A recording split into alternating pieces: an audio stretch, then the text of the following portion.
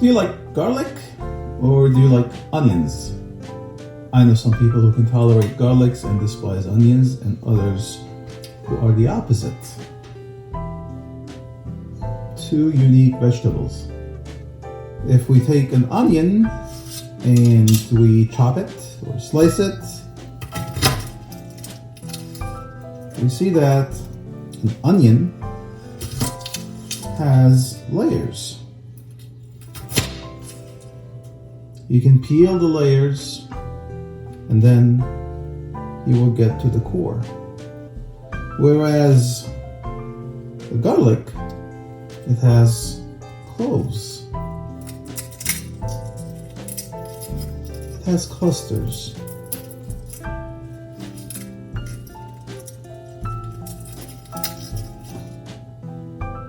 I like to use the example of garlic and onion to reflect on our personalities.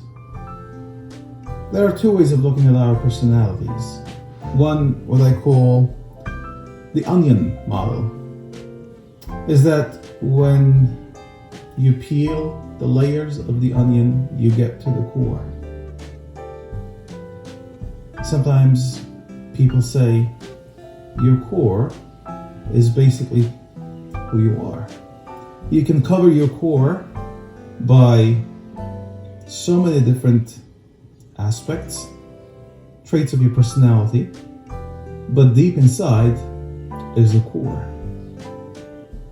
The other model of looking at life is through the garlic model, the cluster coming together and making us who we are. Today we read from the epistle of St. Paul to the Romans. We read in chapter 7 about the inner conflict that the apostle experiences. And in his forthcoming words, he says, I can will what is right, but I cannot do it. For I do not do the good I want, but the evil I do not want is what I do. Now, if I do what I do not want, it is no longer I that do it, but sin that dwells in me. We hear the words of St. Paul and we hear his struggle. There's a dichotomy of good and evil, of sin and grace. And a lot of times this is the same conflict that we experience. And we come to look at ourselves with the perspective of the onion model. We say that our core must be bad. The core must be corrupted and evil. And we give up. But today I'd like to invite you to shift from that way of thinking into looking at life from the garlic model. A different perspective. We have clusters. There are so many good things in our personality, in our spiritual practices, but we also have the bad things. The question that we need to ask ourselves is why those bad things do exist.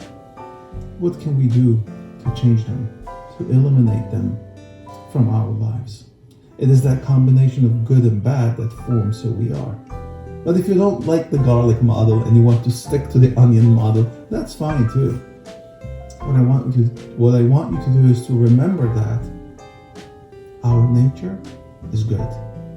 Sin is a later addition. If we go to the core and peel all the layers, we need to discover the image and the likeness of God. That's how God has created us.